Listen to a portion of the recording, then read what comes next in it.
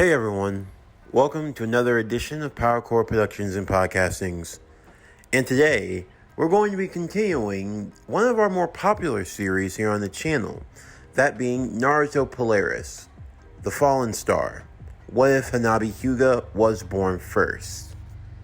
Now, where we last left off with this series, it was around April or May of this year. We covered the events of the Momoshiki arc. Now, as we continue on, Boruto has had many different types of arcs in its series, and one of its more popular and well-received ones was the time travel arc, which I have decided to adapt into a movie that, yes, will be canon to this series. So everything that happens in this movie will be canon to the rest of the series here on the channel, so keep that in mind. But I'm going to be adding a little bit of a twist to this.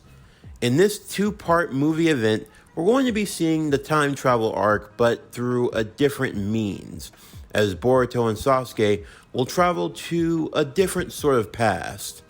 A past where you could say our story first began. But will things play out like they did once before? Or can Boruto find a way to change the future for the better, or potentially for the worse? Stay tuned as we now continue today's story. As always, sit back, relax, and enjoy the show.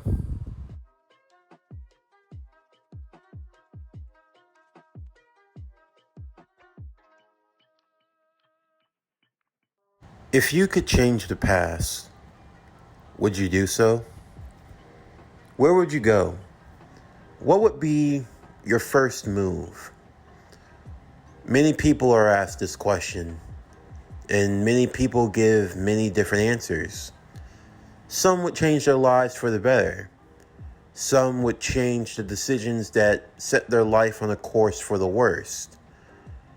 And yet still there are some who just want that time back, to say the things that never got said, to do the things that never got done.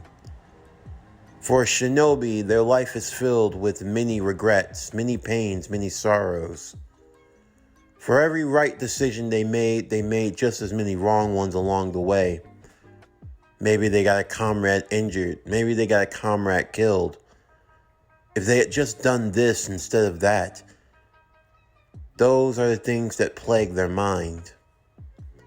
But this story, it sees that very question played out in full. It hadn't been too long since the Chunin exams for Boruto, and yet life still went on. Following the attack of Momoshiki and Kinshiki, there was still the looming threat of Urashiki and where he resided. You could say that a worldwide manhunt had begun for the Otsutsuki, but he had kept himself hidden rather well. However, after a skirmish in the Hidden Sand Village, at the behest of Naruto, the Sannin were dispatched to assist in securing the One-Tail's Shikaku and bringing it safely to the Hidden Leaf, as it found itself the target of the Otsutsuki. In doing so, the Hidden Leaf had become like a fortress with Naruto at the center. It wasn't to be unexpected. The Otsutsuki fed on massive, large sums of chakra, and Naruto had the most to spare. It was only natural that he would be the next target of the Otsutsuki, just as he was when Momoshiki and Kinshiki arrived. The Hidden Leaf had its security dealt up to the max. All ninja were on standby, even those on reserve. Hanabi continued to run the hospital, as she usually did, but even she had to be a bit on edge, knowing that her husband, and now subsequently her son, were the targets of some powerful individuals. As for Boruto, on his left hand, there was still the stinging feeling of his last battle against the Otsutsuki. And then there was his right hand that had only just healed. However, something was different about the right. His right hand, on the palm, there was a diamond-like mark. he had no idea where it was or what it had come from. It kind of reminded him of that seal that Granny Tsunade had on her forehead and that Mom had on hers, but it wasn't like theirs at all. Boruto had no idea what it was or where it had come from, and for now, Sasuke was making sure to keep Boruto monitored, never knowing what the Otsutsuki's next move could be. When sightings of Urashiki had been sought out, Naruto had different teams dispatched. Boruto wanted to assist them, but Naruto would deny it. Knowing that his son could potentially be in danger, he didn't want to put him at risk any more than he needed to be. However, since Sasuke was going to be doing patrol inside the village, he suggested letting Boruto tag along with him.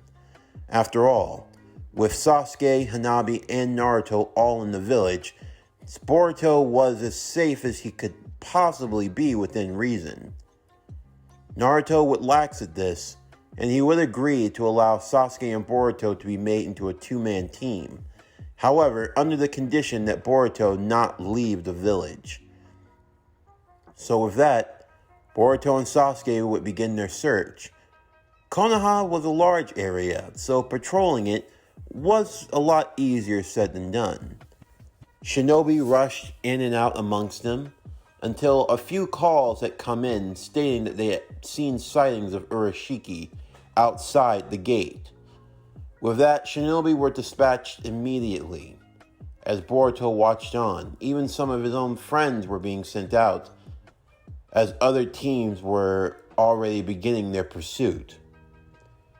However, as Sasuke and Boruto continued their search, Sasuke had a suspicious feeling.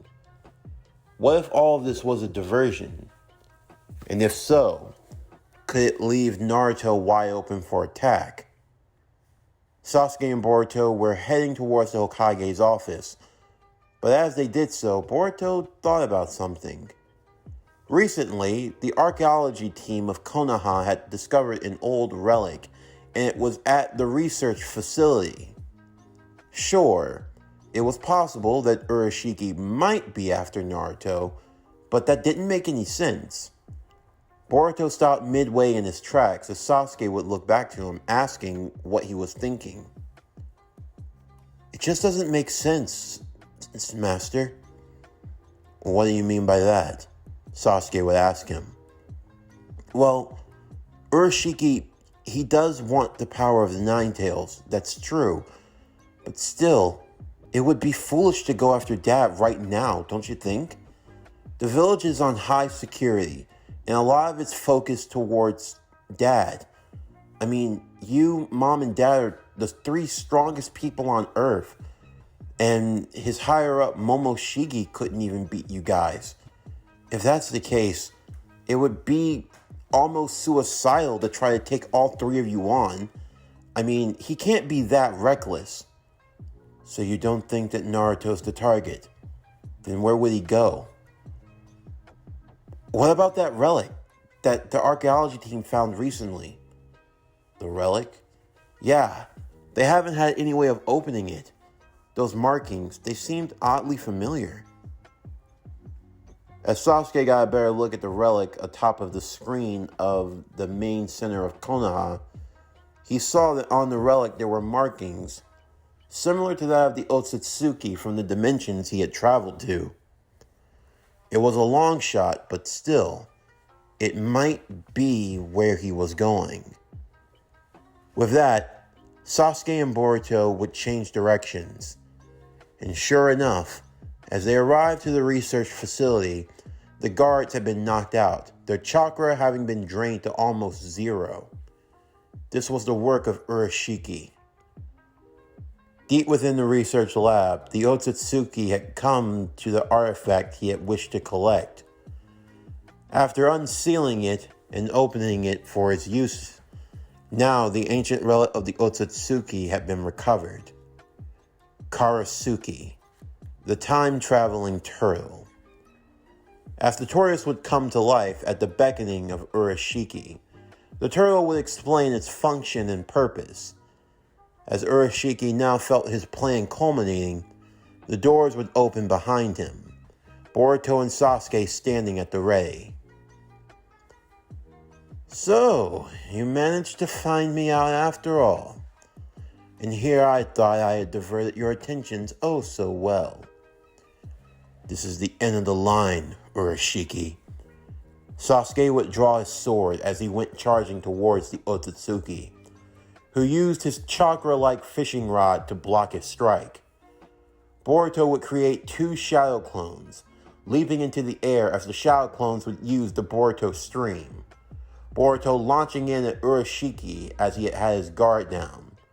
However, Urashiki would manage to evade at the last second, Sasuke catching Boruto once more, as the light from Karasuki would start to emanate through the room. "I'd love to sit and talk with you all, truly I would, especially you, Uchiha. However, I have business to attend to. Karasuki, take me to a point in time where the Nine-Tails Jinchuriki will be at its weakest state." Understood. Transmitting. Urashiki Otsutsuki. Time period. Weak link of the Nine-Tails Jinchuriki. As Urashiki disappeared into the light that now started to dim, Boruto and Sasuke would quickly follow behind him. They landed on a platform that seemed to lead to multiple doorways, Urashiki waiting for them as the fight would continue once more. However, as they were both onto the platform and Boruto was sent flying, he managed to grab hold of Karasuki. In doing so, Sasuke would now have to grab hold of Boruto, shrouding them in the Susanoo as they would go flinging out of time. Urashiki simply smiled at this. He had no idea where they were going to go, but in either case, he already had his destination planned out. But without the turtle, he would have to wait a little while. Oh well.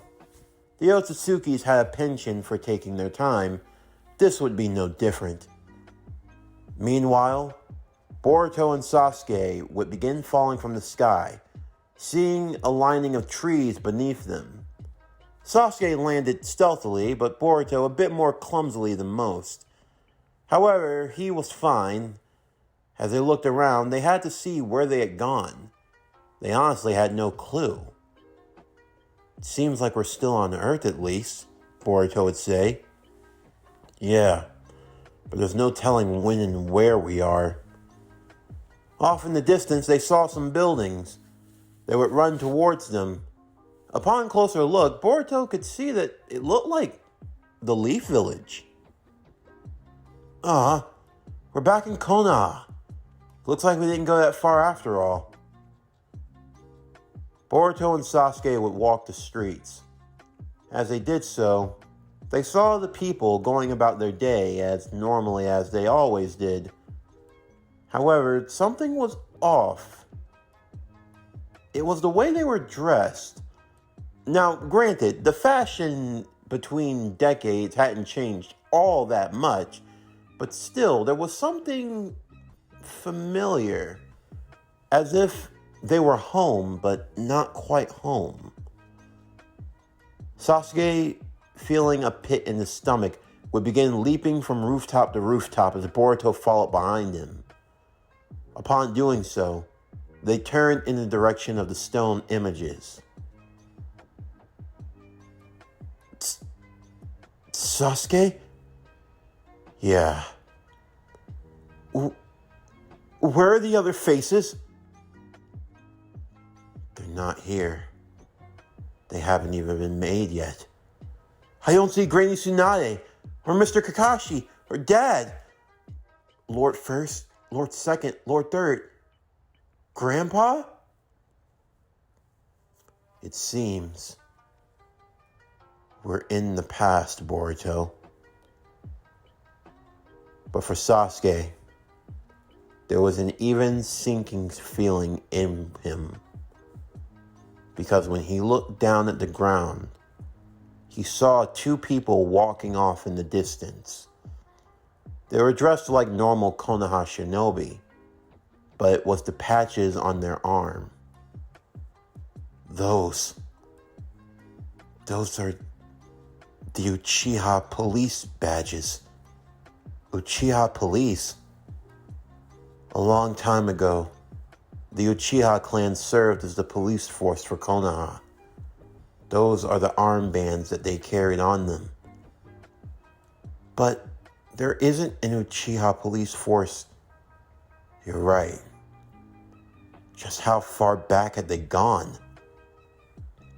Boruto and Sasuke would duck into an alleyway, the two of them collecting their thoughts as they had to figure things out. Karasuke was still active, although he had used up almost all of his chakra.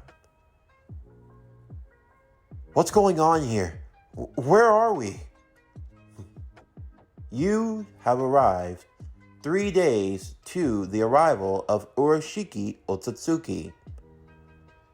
3 days? It means we have 3 days until Urashiki gets here. Precisely. He wished to come to a point in time when the Nine-Tails Jinchuriki would be at its weakest state. But when could that possibly be? I mean, is he going back to when Dad was a baby? Not quite, although you are not entirely incorrect, Boruto Uzumaki. Huh? In 3 days' time, the Nine-Tails Jinchuriki will give birth. At the point of birth, that is when the Nine-Tails Jinchuriki will be at its weakest state, and the Nine-Tails will be most susceptible to being free. Birth. Wait. You mean when Dad was born? It seems so. For female Jinchurikis, the weakest point of the seal is when they're giving birth. Sasuke? Boruto would ask. In school, there was an event. It was known as the day that the Nine-Tails attacked the Hidden Leaf. Is that the day? It seems like it. Urashiki's decided to come back to a time when the Nine-Tails will be at its most free. Given his power, if the Nine-Tails roams when he's around, he'll be able to take it all in one fell swoop. And at that point, he might just be unstoppable. For Sasuke, he had to rack his brain around all of this. What exactly was he going to do? They had 3 days' time. October 10th. This meant that today had to be the 8th. What was he going to do? What could he do? Sasuke had the full details of what was going to happen that night. Obito Uchiha was going to arrive to the village. He was going to attack the 4th Hokage and his wife after she gave birth to Naruto. He would steal Naruto's mother, unleash the Nine-Tails, rampage through the village, and then be defeated, forcing the 4th Hokage and his wife to sacrifice themselves to seal away the Nine-Tails within Naruto. He knew all of that, and yet even still, he knew that on that day, a lot more would be lost. It was at that point in time that would set the trajectory for the fall of the Uchiha clan, or expedite it to a large degree. For Sasuke, he wasn't entirely sure what their next move could be, or rather, what it even should be. For now, they had to try to change clothes and blend in. As they did so, Boruto and Sasuke would walk through the village. For Boruto, it was definitely a shell shock to say the least. Yes, this was Konoha, but it wasn't like the Konoha he knew. Everything seemed so old, different. There wasn't even a Thunderburger anymore.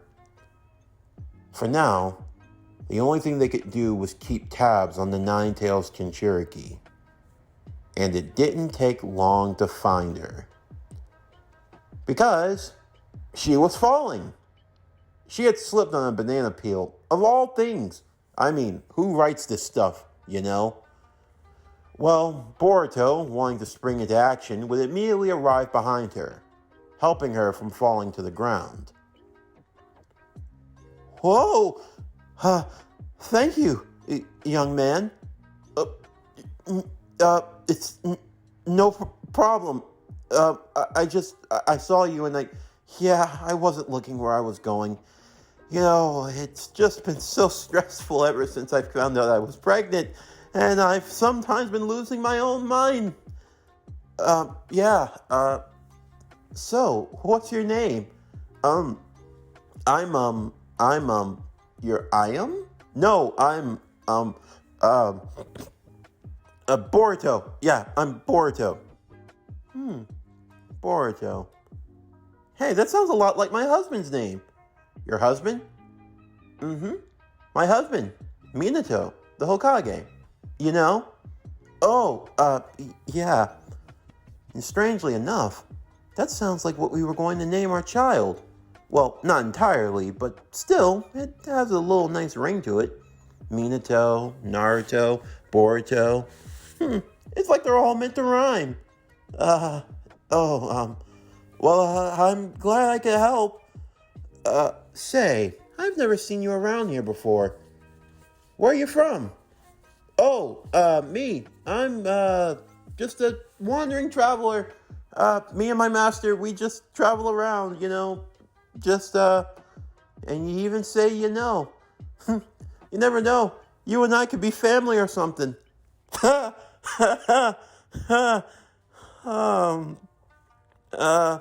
Anyway, it's nice to meet you. Gotta go, bye. Oh, bye. Kushina would wave to the young boy as he left, Sasuke simply shaking his head. This was going to be a long, long journey. For now, though, Sasuke would find lodging for the two, and now they would have to plan out what they were going to do next. We have 3 days until Urashiki arrives. For now, our primary focus is to make sure that your grandmother... Boruto? I can't believe I met my... Focus, Boruto. Right, focus. Gotta stay focused. Right. Our focus is to make sure that your grandmother, Kushina, is protected from Urashiki at all costs. And, at the main focus, we need to figure out how to get back home. Right now, from what I've been able to deduce, Karasuki is low on chakra. I could give it mine, but then I wouldn't have enough to fight with. It takes up a large sum. But, Sasuke, if we're here, why don't we just let them know what's going to happen? They can fortify their defenses and... We can't even go there, Boruto. But why not? I mean, if we can somehow help them... We don't know what changing the past might do. We could end up making things a whole lot worse.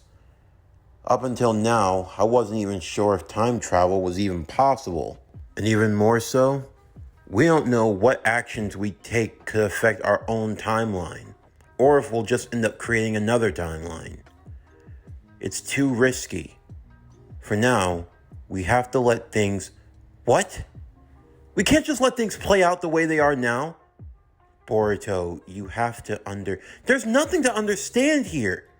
You're talking about just letting people die, when we have the power to change things. It's not our place to change things. Look, it's not like I don't want to do something. But in life, things happen for a reason. You're too young to understand. I'm not. There's nothing for me not to understand. In 3 days' time from now, people are going to die.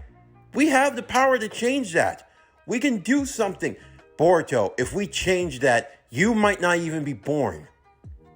Whether you like it or not, things played out the way they did for a reason. It's why you're here, why I'm here, why we're even in this situation now. The only reason why you and I exist is because, whether you like it or not, people died that night. Horrible things happened. Even more horrible things would happen after that. For better or for worse. It's what led us to where we are now. We can't change things. How could you be so cowardly? I mean, you have a chance to set things right. I mean, I don't even know what happened to your clan, but if you could change that, wouldn't you? Are you really okay with just letting them die? Sasuke stood up, getting ready to leave. Boruto was feeling confused, frustrated all at once. Sasuke didn't even want to look at him right now, as he simply stormed out of the door. Boruto would crawl out of the window and go his own way, as the sun would set and night would begin to fall. Sasuke went off to a bar to go and get a drink. He had to find some way to let off some steam. If he wasn't Naruto's son, Sasuke would think to himself, just who in the hell did he think he was? Like he wouldn't do anything for his clan if he could? Like this whole situation wasn't beating him up inside? Of course he wanted to save his family. But still, he couldn't be that selfish. He couldn't do something like that right now. As Sasuke sat in his own stupor, an older man would sit next to him. Seems like you're throwing them back, I see. Long day? Yeah, tell me about it. Well, we all have days like that. I don't get to come here very often, not since I had my second child. That's really good. Name's Fugaku. Never seen you around these parts. Sasuke tensed up at that name, looking over to see the older Uchiha sitting next to him. Your food. Sasuke simply turned back. He didn't want to make eye contact with him again.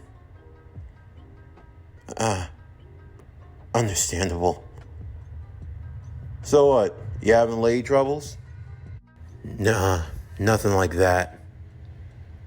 Is it kid troubles then? Something like that. Well, I know the feeling. Although, my oldest, Itachi, he's like a godsend. Truly, I've never been more prouder as a father. I know he'll grow up to be a fine shinobi someday. And I recently had my second son. His name's Sasuke.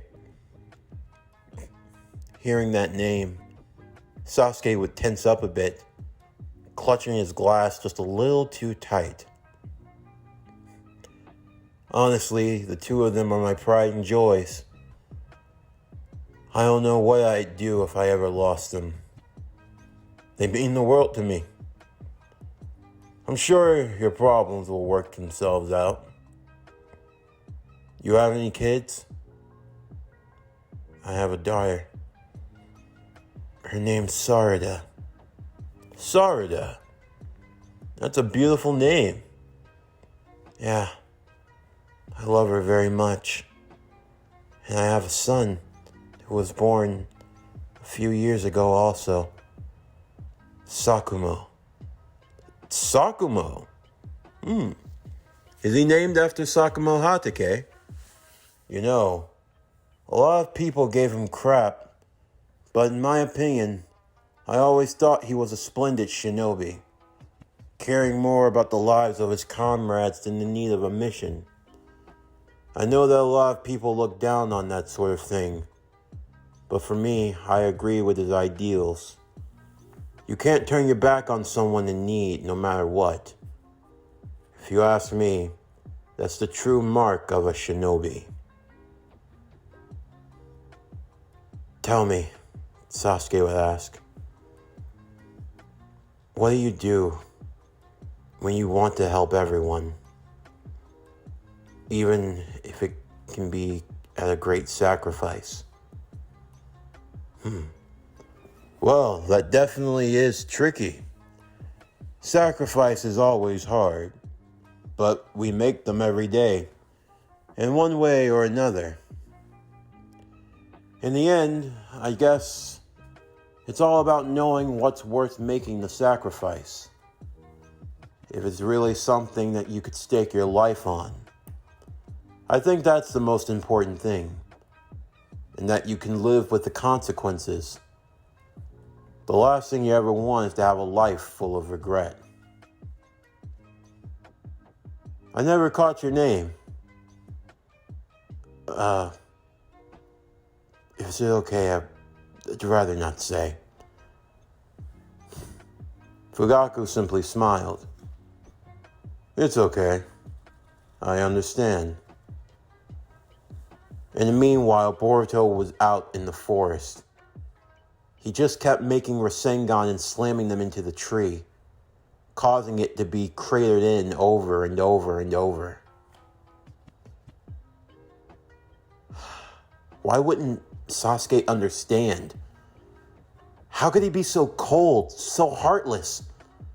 Just letting people die? He wouldn't have expected that from his master. The person he wanted to follow in the footsteps of, the person who he idolized. As Boruto found himself collapsing on the ground, some footsteps could be heard in the distance.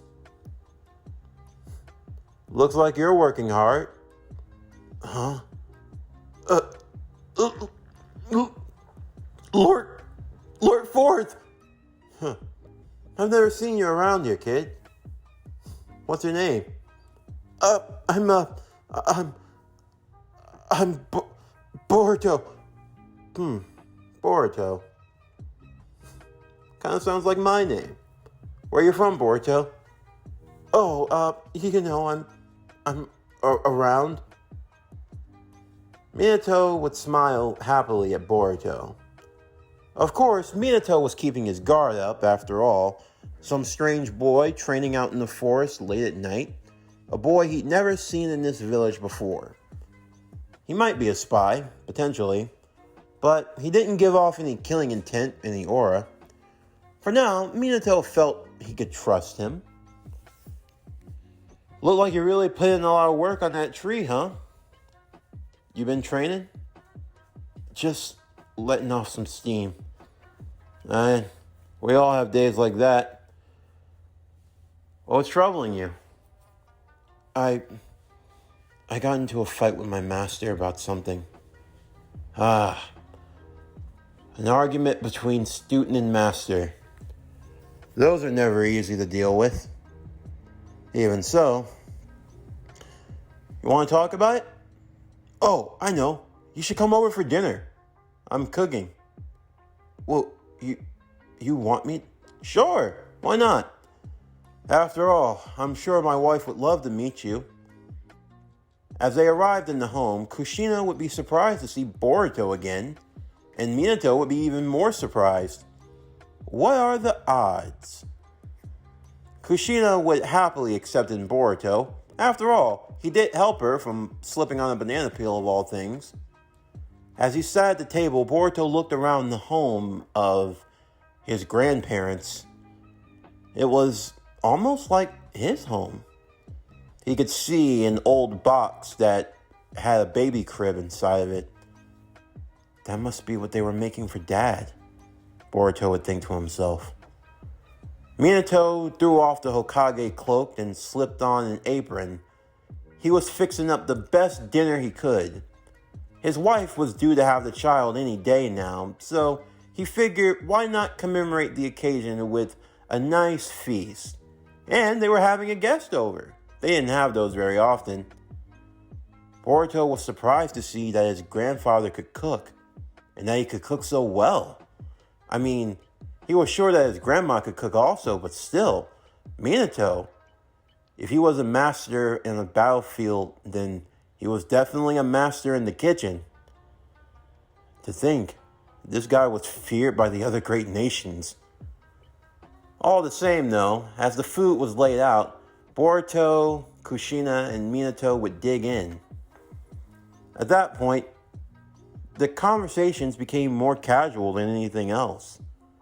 Boruto made sure not to let anything slip indicating about who he truly was, but he was able to tell funny stories. He told a story about him and Himawari, as well as talking about all the other escapades he had gotten into, talking about some things he had done with his friends. All the same, though, Minato and Kushina listened happily. For Minato and Kushina, it felt like their son was already sitting right in front of them, just talking on and on about how his day was. It filled them with a sense of warmth and happiness. It continued on into the late hours of the night, at which point Boruto had to stop himself. It's getting kind of late.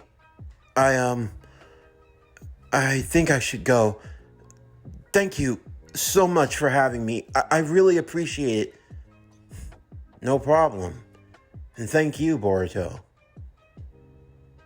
Kushina would stop Boruto from leaving, though.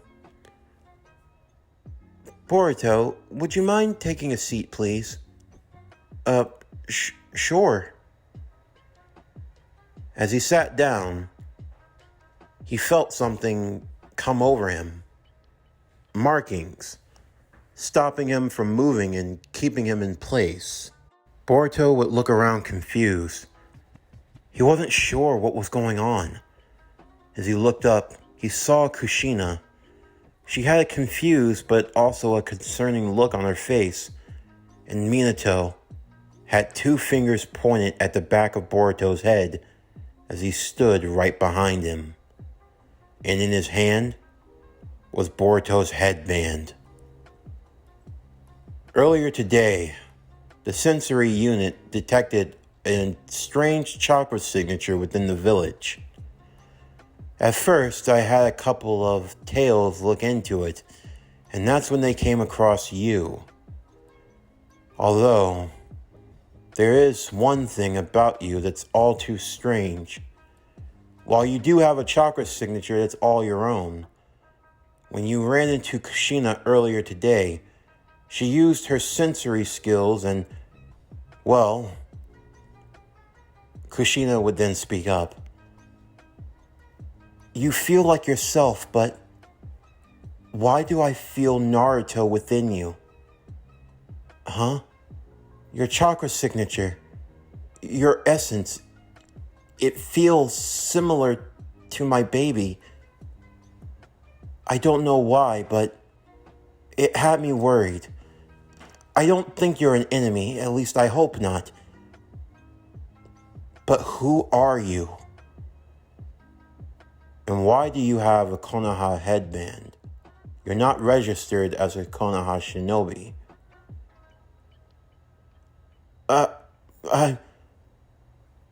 It's all right. You don't have to lie to us, Boruto. Boruto looked back to Minato and then to Kushina, who had her fingers together, holding the sealing jutsu that was keeping him in place. What was he going to do? Could he really tell them the truth? Could he really reveal who he was? In the meantime, Sasuke was worried about Boruto. He hadn't come home yet. He had hoped that their fight hadn't, damaged their relationship too bad. Sasuke would then leave, looking across through Konoha, hoping to find him. However, as he stopped on a particular tree, he would be surrounded by 12 shinobi, all of them, their eyes glowing a bright red, as one would step forward out amongst them. So, we meet again, stranger. Sasuke turned to the familiar voice. He knew exactly who it was. Fugaku Uchiha. You're under arrest. Now, you can come quietly, or we can take you by force. Fugaku's Sharingan would blaze. Sasuke wasn't sure of what to do in this moment. Winning wasn't the part he was worried about. How badly did he want to hurt his family? Sasuke and Boruto both found themselves in compromised positions. What were they going to do? What was going to be their next play? And as all of this happened, a masked figure loomed over the village, sitting atop the stone face of the fourth Hokage.